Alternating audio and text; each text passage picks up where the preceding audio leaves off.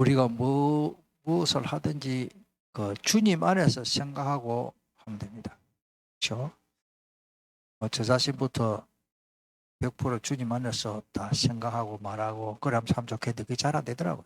근데 가능하면은 안에서. 그래서 저는 저 위에 가면은 저 혼자 집무실을 사용하니까 항상 찬양을 틀어놓습니다. 그럼 이제 다른 뭐 일을 하면서도 조용히 틀어놓고 전화도 받고 전화할 수도 있고 누가 또 손님이 찾아오기도 하고 하면 이제 찬양을 조용히 틀어놔요. 왜냐하면 그래 하니까 항상 내가 주님 하나님 앞에서 하나님께 좀 집중할 수 있는 그런 시간을 가지려고 가능하면 그렇게 합니다. 그게 좋더라고요. 또 자동차 운전할 때도 잠이 오기 때문에 찬양을 크게 틀고 그런 게 아니고 조용히 찬양을 틀어놓고 이제 운전을 하고 이렇게 하려고 합니다. 이 주님 안에라는 말이 굉장히 중요합니다. 그래서 뭐든지 우리가 주님 안에서 하면 됩니다. 오늘 자녀들아 주 안에서 이렇게 주 안에서. 그러니까 전에도 말씀드린 아내라는 말에 푹 빠진다는 말인데 우리가 가정에 이 가정이라는 제 가정이 행복해야 됩니다. 그렇죠? 이 가정이 행복해야 됩니다.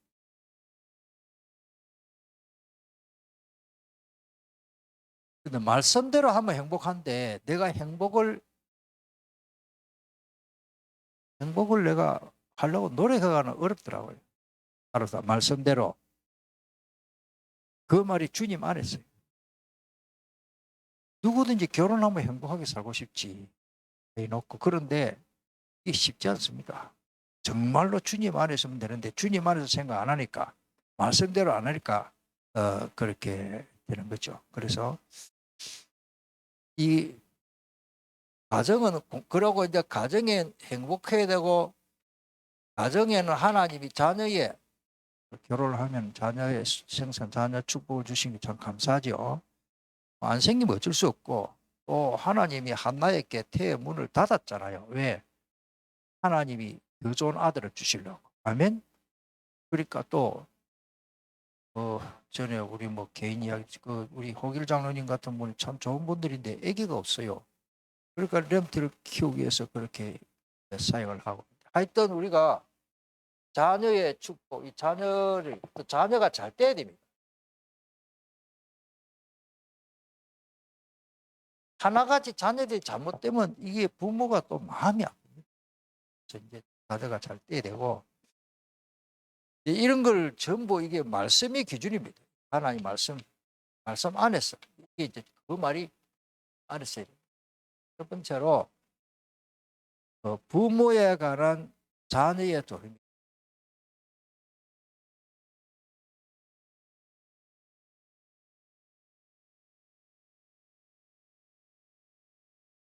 요게 1절로 3절까지입니다. 부모에 관한 자녀의 도리라 그렇게 보면 되겠죠. 뭐 더 어렵습니까? 어떻게 보면 이걸 주님 안에서 저는 또 순종해야 됩니다.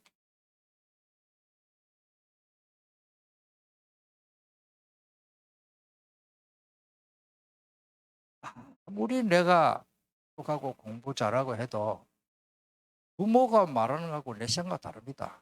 왜 다른가 하면은 뭐 같을 수도 있지만은 부모는 경험으로 가서 말하잖아요. 특별히 왜 우리가 순종해야 돼요? 마태복음 7장 11절에 보면 네가 악할지라도 자식에게 좋은 것을 줄 줄 알거든. 우리 자기 아버지가 악하고 나쁜 짓 하고 도둑질하고 돌아다니도 자식이 잘 되기를. 그런 뭐 풍자적인 이야기가 아니십니까? 도둑놈이 자기 아들을 보고 내가 배운 게 도둑질밖에 없다. 너가 먹이 살리려고 하니까 할 수 없이 내 도둑질인데 너는 절대 도둑질하지 마라. 그 아들이 나중에 배워가지고 아버지한테 도둑질 배운 거야 합니까? 참 마음대로 안 되죠. 그만큼 부모는 자식이 잘 되기를 바랍니다. 좋은 것을 부모 아무리 예수님이 말씀하세요. 아무리 악한 아버지라도 자식이 잘 되기를 바랍니다. 그 다음에 이제 공경해라. 공경이라는 말은 같이 여기라. 여러분들 다 중요합니다만은 우리 간이 나쁘면 첫째로 소화가부터 안 됩니다. 간이 안 좋으면요 오후 되면 힘이 없어요. 이번에 우리 학교 일하는 어떤 분 책임을 지고 일하는 분 부인이 또 학교 또 그런데 그 부인한테 이야기했어요. 아무개 자기 남편이 장로님이니까 얼굴이 너무 안 좋은 거 있죠. 얼굴이 너무 안 좋아서 걱정이 아니라 뭐 친하니까 부인은 또 목사님이거든요. 목사님 장로님이 요즘 얼굴이 너무 안 좋다 내가 웃으면서 좀 잘 먹이세요. 내가 잘 안 먹어요 이러더라고요. 그 말은 소화가 잘 안 되니까 제대로 못 먹는 거예요. 저보다 나이 훨씬 어리거든요. 7, 8살 적은데 장로님이 막 청바지 입고 가는데 중학생 같아. 너무 체구가 작아지고 체중도 줄고 걱정하니 걱정이 돼서 그러는데 간이 나쁘면 소화부터 안 되고 흡수가 안 되니까 너무 몸무게가 많이 줄었다 그래요. 서로가 이제 그런 이야기를 했는데 오늘 우리가 부모를 공경하라는 말은 내 건강을 위해서 간을 케어하듯이 소중히 여기라는 처럼 여기라 그런 뜻입니다. 하여튼 부모를 소중히 여기야 됩니다. 내리살이라고 자기 자식이 태어나면 막 좋은 거 다 해주고 싶고 부모한테는 예사라고 그런 게 있거든. 그래서 그 부모에게 저도 참 제대로 못했습니다만은 부모에게 도도할 기회가 그래 시간이 별로 없더라고요. 저는. 네. 내가 공부하고 뭐 사회 진출해가지고 뭐 성공하려고 하는데 부모님 돌아가시니까 참 기회가 없습니다. 그렇습니다. 자건 우리가 소중히 여기게 됩니다. 그 다음에 그 결과가 어떻게 되느냐. 3절에 보니까 우리 3절 다 같이 있습니다. 이로써 너가 잘 되고 땅에서 장수하리라. 잘 때는 말이에요. 모든 일이 잘 됩니다.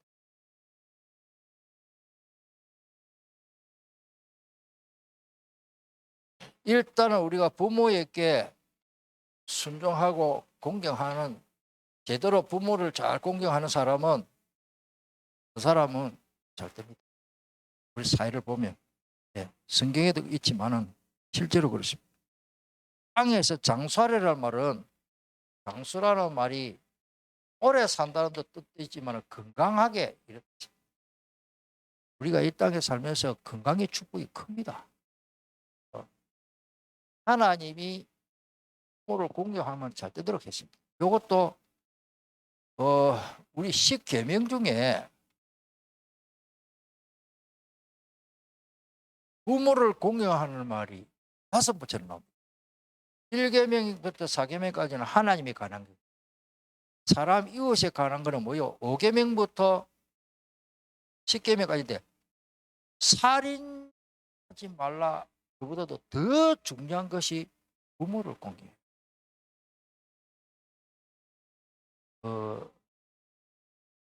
논리적으로 보면 6계명이 뭡니까? 하지 마라. 7계명도 하지 마라. 8계명도 뭐뭐 하지 마라. 9계명도 10계명도 하지 마라. 살인하지 말라. 간음하지 말라. 도둑질하지 거짓하지 말라. 남의 거 탐내지 말라. 하지 말란데 5계명만 하라. 뭐요? 공경하라.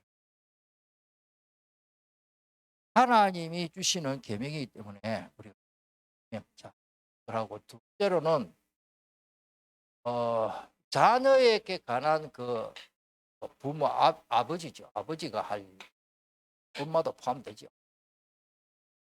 거기에 보면 사절에 한 절에 나옵니다. 아비들아, 아버지는 뭐요? 자녀에 관한 아버지의 도리. 그게 보니까 자녀를 뭐요? 노엽게 하지 말라. 이 말이 운에 붙고 화가 나도록 막 스트레스 받도록 하지 말라 그런 뜻이다. 노엽게 하지 말라. 화나도록. 자녀가 화나도록 그걸 하지 말라. 또 이러면 또 엄마 잔소리하면 내가 화나. 그런 거 아니고 너무 부모가 요구하는 거 뭡니까? 얼토당토하는 그런 게 있잖아요. 그런 걸 말합니다. 잘 생각해야 됩니다. 그 다음에 자녀를 노예게 하지 말고 오직 주의 교훈과 이 비슷하더라고요. 교훈과 훈계. 교훈. 교훈이라는 말은 그의 뜻이 훈련시킨다 그런 뜻이 있습니다. 학습시킨다, 훈련시킨다. 우리 아버지는 가정에서 뭐야? 대표자입니다. 과장.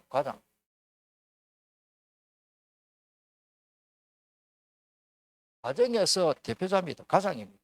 그리고 아버지의 도리는 자녀를 교육해야 할 의무가 있습니다. 사명입니다. 물론 그래서 교훈과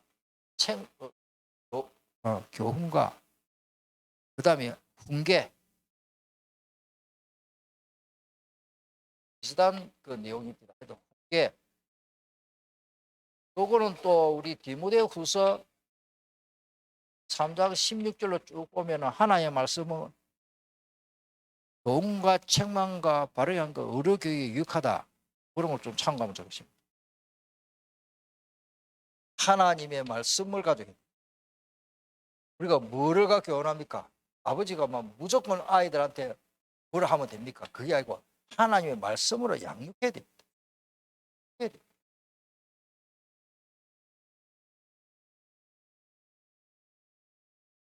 솔직히 우리가 그렇잖아요. 자, 마무리하겠습니다.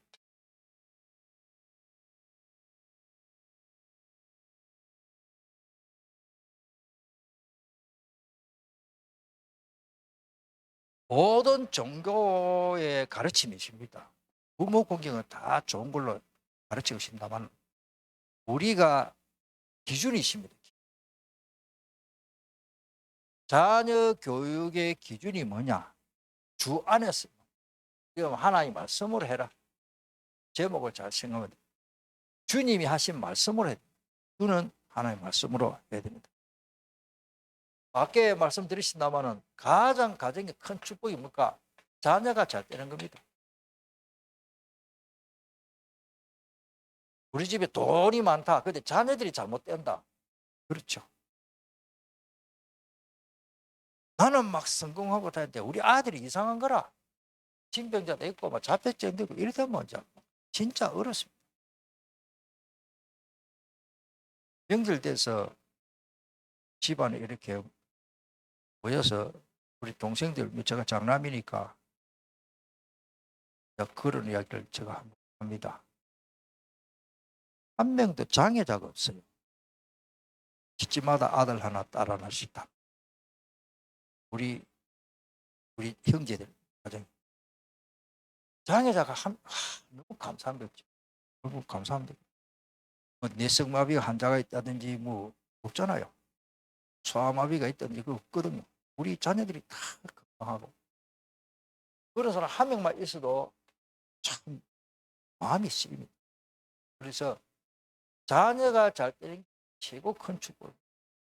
솔직히 돈보다도 그렇죠. 여러분들 돈은 또 벌면 되고 조금 어려워도 자녀들이 잘 되고 내가 뭐 성공을 해다 출세한다. 내 아이들이 무너지고 성공해본 적 뭡니까? 따라합니다. 자녀가 잘 되는 것이 이 땅의 최고 축복이다. 저는 그렇게 생각합니다.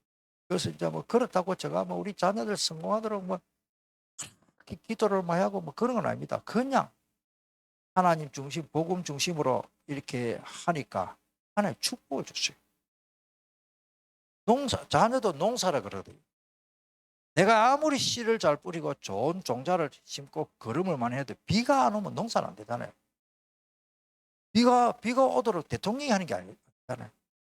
누가 비가 오도록 합니까? 하나님이시처럼 우리 가정의 자녀들이나 우리 가정이 잘 되는 건 하나님 복을 안 주면 안 됩니다. 그래서 그 하나님이 복을 주셔야 됩니다. 그 성경 마지막으로 찾아보고 우리 기도하겠습니다. 민수기 6장 22절.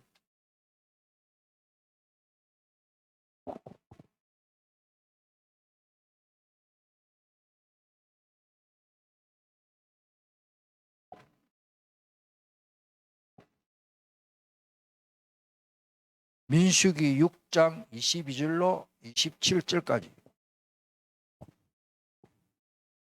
하나님은 어떤 하나님이냐?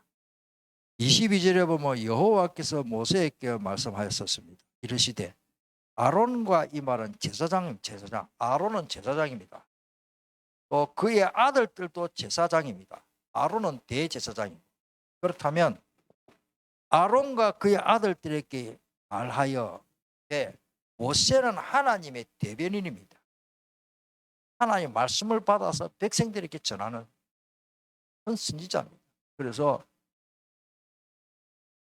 대제사장 아론이지만, 형이지만은 모세의 말을 들어야 됩니다.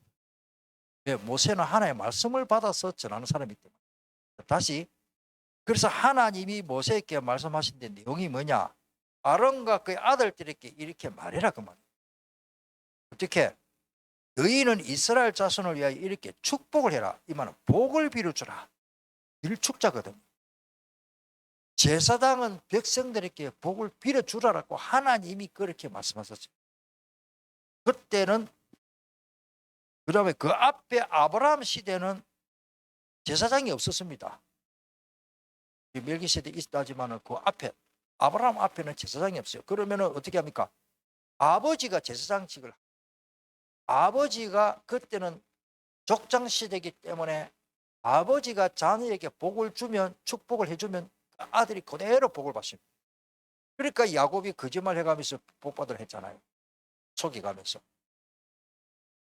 그리고 이제 제사장이 있을 때는 제사장이 백성들에게 복을 빌어주면 복을 받게 된다. 그 내용이 24절입니다. 여호와는 어떤 하나님이십니까? 내게 뭐를 주고? 복을 주고 너를 지켜주신다. 그리고 지켜주시기를 뭐요? 원하시는 분. 아멘. 하나님은 우리에게 복을 주시고 우리를 지켜주시기를 원하시는 분이니까. 아버지 멋집니다. 나는 우리 하나님 아버지가 너무너무 멋쟁이에요. 따라합니다. 하나님은 멋쟁이다. 하나님 아버지가 얼마나 멋쟁입니까? 우리에게 복을 주시기를 원하시고 지켜주시기를 원하시며, 15절 다 같이 읽겠습니다. 여호와는 그의 얼굴을 내게 비추사 은혜 베푸시기를 원합니다. 우리가 은혜 받기를 원하는 거예요. 주일마다 와서 은혜 받기를, 어떤 일에서도 은혜 받아야 됩니다. 26절, 여호와는 그 얼굴을 내게 향하여 드사 평강 주시기를 원하라 할지. 이 평강은 이제 우리가 우리인들이 유대인들이 인사할 때 그것도 원어를 한번 따라합시다. 알고 있기 때문에 샬롬, 샬롬, 샬롬. 왜? 워낙 전쟁 있고 바로잡히고 찢기고, 그러니까 밤새 안녕 못하니까 우리나라 인사하고 비슷해요. 안녕하십니까? 그것도 샬롬이에요, 사실. 그렇죠? 밤새 안녕했냐? 밤새 안 죽고 살았느냐? 밤새 적군한테 잡혀가지 않았느냐? 총 맞아 안 죽었느냐? 살아나왔네? 그 말이거든요. 아이고, 밤새 안녕하십니까? 이스라엘 백성들도 워낙 재앙과 전쟁 많았기 때문에 인사 자체가 샬롬. 어떻게 보면 그 의미로 보면 그렇게 좋은 인사는 아닌 것 같아요. 요즘 우리나라 사람들은 뭡니까? 안녕하십니까 대신에 무슨 인사합니까? 반갑습니다. 복음적으로 보면 반갑습니다가 참 좋은 것 같아요. 권사님 반갑습니다. 얼마나 좋습니까? 안 죽고 살았네요. 이보다 훨씬 낫잖아요. 자, 다시 제가 말씀드리면은 하여튼 하나님은 우리에게 평강이니까 행복을 주시기를 원하시는 분입니다. 그렇게 복을 빌어주면 어떻게 됩니까? 27절 같이 읽겠습니다. 그들은 이같이 내 이름으로 이스라엘 자손에게 축복할지니 내가 그 애들에게 복을 주겠다고 말해요. 제사장이 백성들을 향하여 이렇게 복을 빌어주면은 하나님이 복을 주겠다고 약속하시고, 그래서 저나 우리 목사님은 목사님은 그 성도들에게 축복을 해줘야 될 의미가 있어요. 그래서 구약 시대는 요 내용을 했지만 신약 시대는 찾아봅시다. 고린도후서 마지막 절. 고린도후서 13장 13절.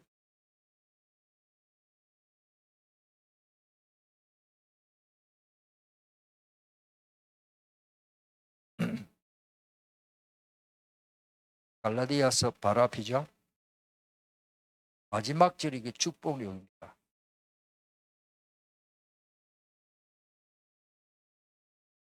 13절 다 같이 읽겠습니다. 주 예수 그리스도의 은혜와 하나님의 사랑과 성령의 교통하심이 너희 무리와 함께 있을지어다. 이게 축복의 내용이거든. 구약 시대에도 좋고 신약 시대는 더 좋은 거예요. 삼위 하나님의 이름으로 복이라고 들어요. 그때는 성령, 성자 그리스도 잘 모르니까 여호와 하나님은 복 주시기를 원하시고 은혜 베푸시고 지켜주시기를 원하시고 평강 주시기를 원하노라 할지니라. 그럼 복을 주겠다.